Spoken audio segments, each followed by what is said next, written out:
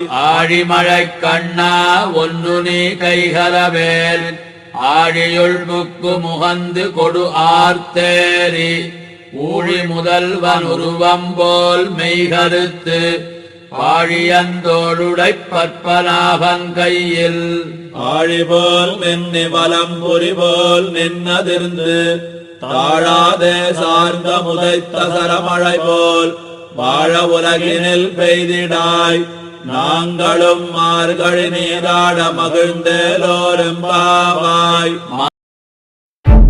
ஆழிமழை கண்ணா ஒன்று நீ கை கரவே ஆழிமழை கண்ணா ஒன்று நீ கை கரவே ஆழியுள் புக்கு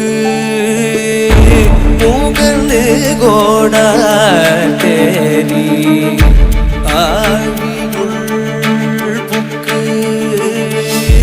முகந்து கோடா தேரி ஊழி முதல்வன் உருவம் போல்மை கருத்து ஊழி முதல்வன் உருவம் போல்மை கருத்து பாழியன் தோளுடைய பத்மநாபன் கையில் பாழியன் தோளுடைய பத்மநாபன் கையில் ஆழி போல்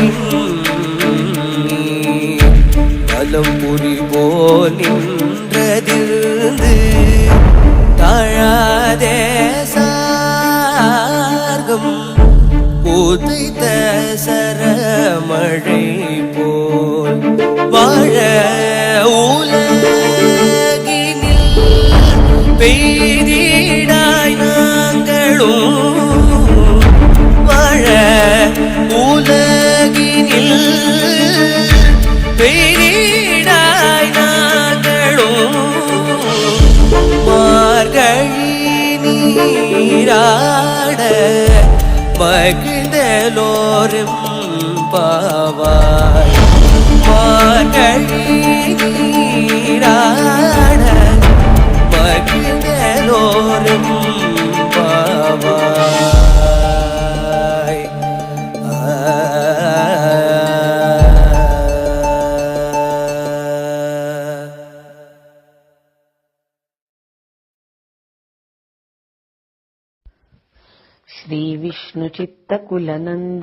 श्रीविष्णुचित्तकुलनन्दनकल्पवल्लीं श्रीरङ्गराजहरिचन्दनयोगदृश्यां साक्षात् क्षमां करुणया कमलामिवान्यां गोदाम् अनन्यशरणः शरणं प्रपद्ये।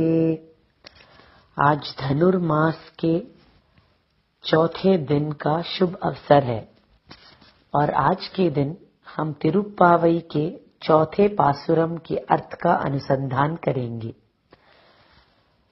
ஆழிமழை கண்ணா ஒன்று நீ கை கரவேல் ஆழியுள் புக்கு முகுந்து குடு ஆத்தேரி ஊழி முதல்வன் உருவம் போல் மெய் கருத்து பாழியன் தோளுடைப் பத்மநாபன் கையில் ஆழி போல் மின்னி வலம் புரி போல் நின்றதிர்ந்து தாழாதே சார்ங்க முதைத்த சரமழை போல் வாழ உலகினில் பெய்திடாய் நாங்களும் மார்கழி நீராட மகிழ்ந்தேலோர் எம்பாவாய்।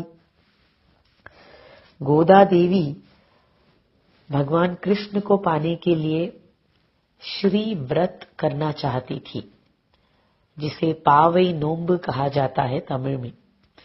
उसके लिए उन्होंने अपनी सहेलियों को भी साथ लिया और पहले उनको व्रत के बारे में समझाने लगी। यह व्रत नारायण जी के लिए है और नारायण जी ही उपाय भी है, ऐसा बताया। फिर इस व्रत में करना क्या चाहिए और छोड़ना क्या चाहिए इसके बारे में बताया। और फिर गोदा देवी ने कहा कि अगर यह व्रत करेंगे तो हमें नारायण तो मिल ही जाएंगे, उसके साथ साथ यह गांव वालों को, गोकुल वासियों को अच्छी समृद्धि भी प्राप्त होगी।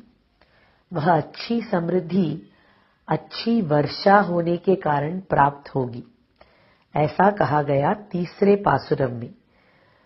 जैसे ही गोदा देवी ने यह बात कहा, उसी वक्त उधर वर्षा के देव वरुण देव आ पहुंचे। ऐसा कहा जाता है कि नारायण के भक्त अगर कुछ चाहें तो उसे पूरा करने के लिए सारे देवता तुरंत खड़े हो जाते हैं तैयार होकर।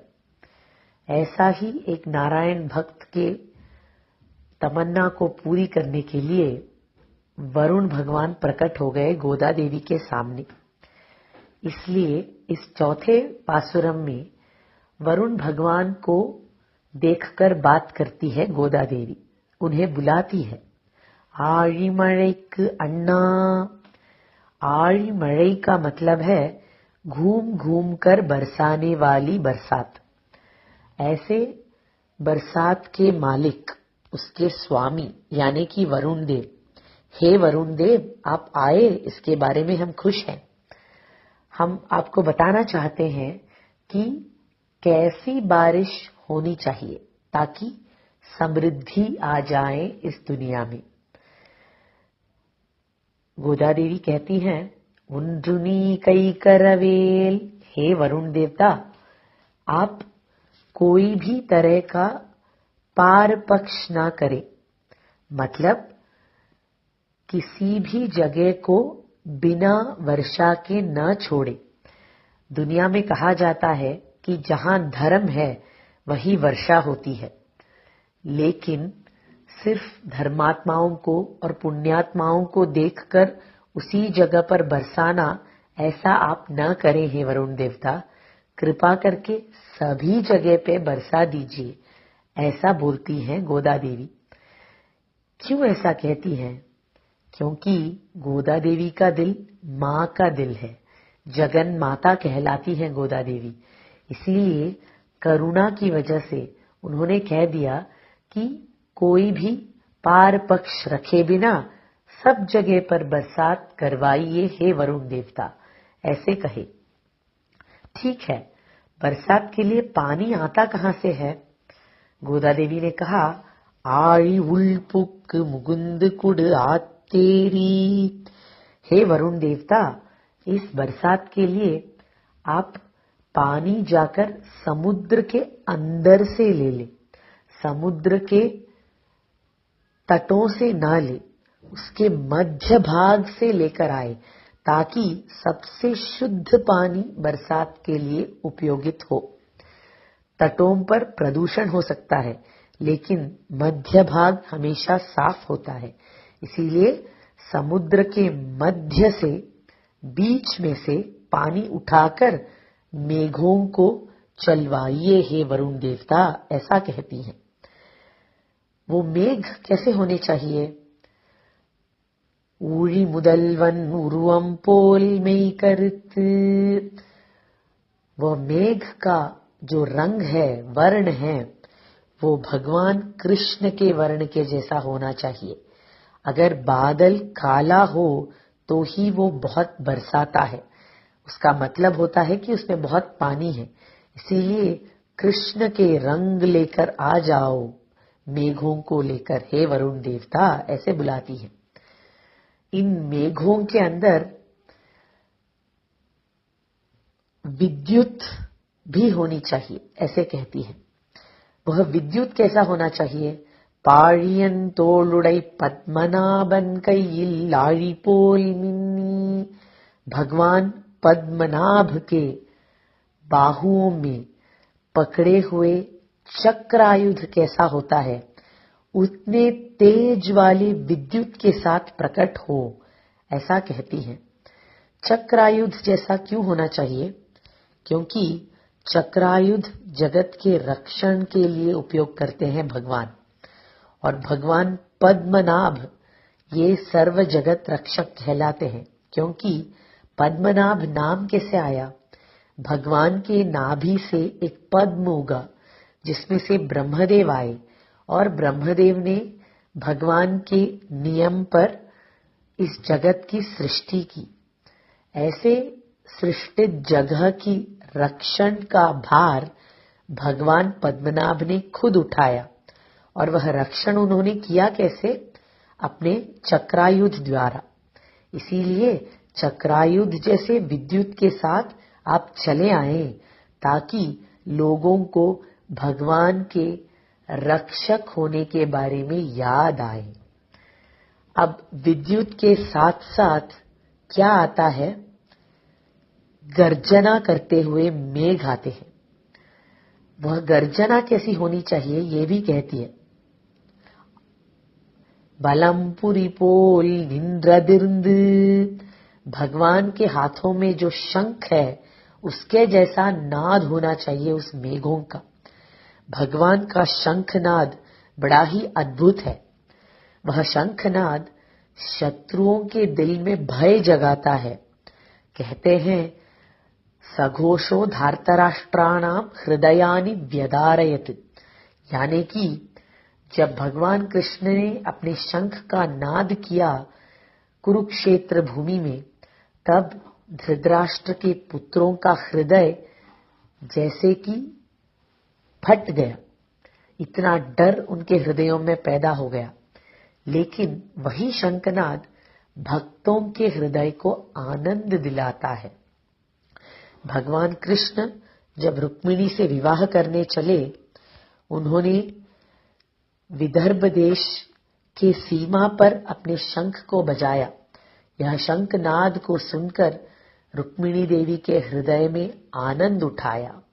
तो यह शंखनाद जो है वह शत्रुओं के दिल में भय जगाता है और भक्तों के दिल में आनंद जगाता है।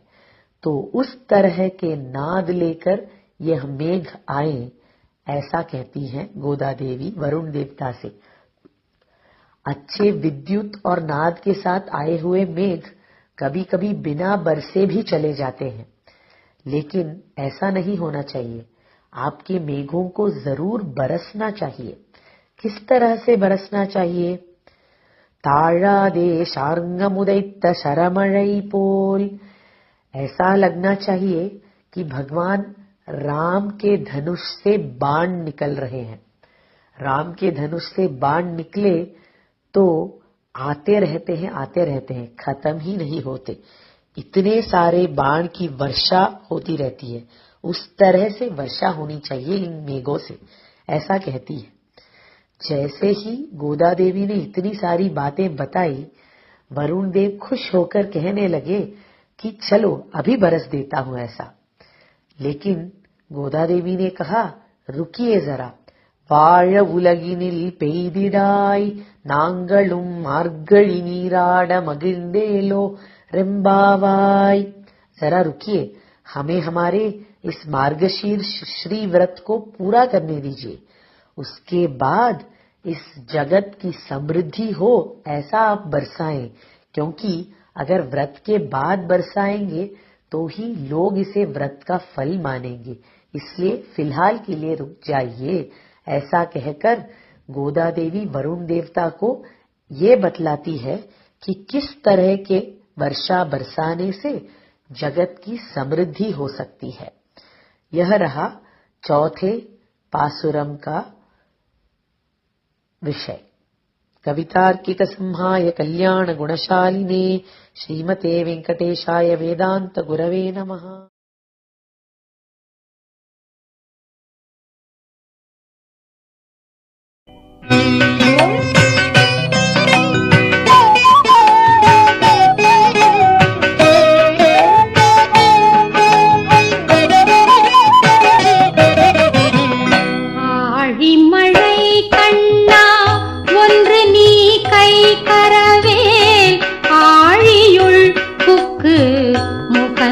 கொடார் தேரி ஊழி முதல்வன் உருவம்